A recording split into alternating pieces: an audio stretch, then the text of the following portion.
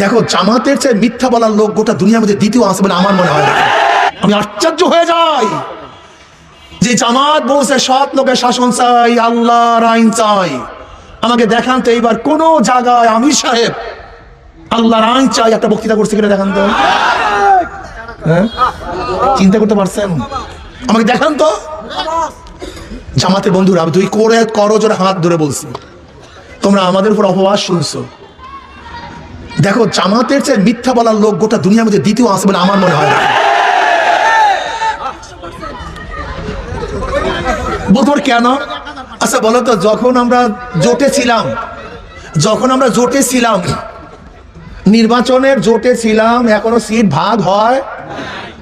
যখন nomination paper submit করছে প্রত্যেক জায়গায় প্রত্যেক প্রার্থী বলছে আমরা পাইছি, এখানে প্রত্যেক জায়গায়, অথচ ভাগই হয় নাই, তাহলে আমরা পাইছি।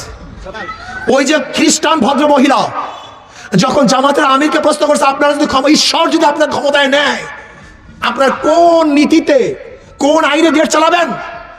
তখন স্পষ্ট বলছে যে আমরা শরিয়া ভিত্তিতে দেশ চালাবো না, প্রচলিত নিয়মে দেশ চালাবো।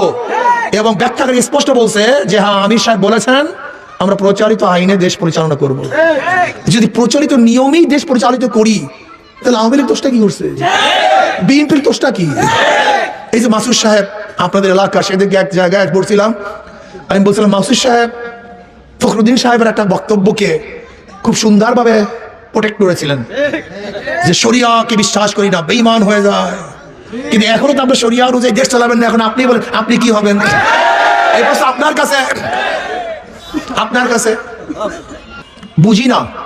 জামাতের আমির সাহেব এক জায়গায় দেখলাম যে পুরুষ বন্ধুরা যান, মহিলা বন্ধুরা আসেন, আমরা বৈষম্য দূর করবো।